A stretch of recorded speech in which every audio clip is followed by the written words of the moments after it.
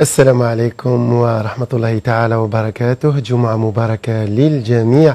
استمرار لتهاطل الأمطار على المناطق الشمالية خاصة الواجهة الشرقية على السواحل وكذلك المناطق الداخلية، كذلك تساقط للثلوج على القمم الجبلية الوسطى وكذلك الشرقية التي تروح علوها ما بين 900 متر إلى غاية 1000 متر. تيارات غربية شمالية غربية مضطربة ومشبعة برطوبة عالية على الواجهة الشمالية الوسطى وكذلك الشرقية، فعليه زخات مطرية ستتواصل في التهاطل خلال الأمسية على المناطق الوسطى الشرقية وكذلك الشرقية على شكل زخات مرفوقة بحبات من البرد خاصة على الواجهة الساحلية الشرقية. هبوب رياح قوية قد تصل سرعتها 50 كم في الساعة على الواجهة الساحلية الشرقية، كذلك تساقط لثلوج على القمم الجبلية الوسطى والشرقية ومنطقة الأوراس، لكن على الواجهة الغربية سحب عابرة بدون فعالية، أجواء من صافية إلى غائمة جزئيا. سحب ستنتشر تقريبا على كافة مناطق شمال الصحراء، احتمال كذلك لبعض القطرات من الأمطار المتفرقة ستخص منطقة بشار.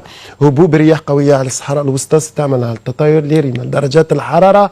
دائما طقس بارد على المرتفعات والهضاب، 8 درجات على السعيدة، 9 درجات على الجلفة بوسعادة، كذلك سطيف وقسنطينة، 15 درجة على العاصمة، 12 درجة على تيزي وزو والبويرة، 14 درجة على ولاية بشار، 28 درجة على كل من تندوف، كذلك إن صالح، 27 درجة على تمنرست. ترتفع دائما على أقصى الجنوب لتقارب 34 درجة. خلال الليل درجات حرارة منخفضة، 3 درجات دون الصفر تقريبا على كافة الهضاب الوسطى الشرقية وكذلك الغربية. مقاييس ما بين 4 درجات لغاية 5 درجات على السواحل، 7 درجات على ولاية بشار، 4 درجات على كل من غرداية كذلك بسكرة، 11 درجة على ولاية إليزي، 8 درجات على تامنرست، 16 درجة على أقصى الجنوب.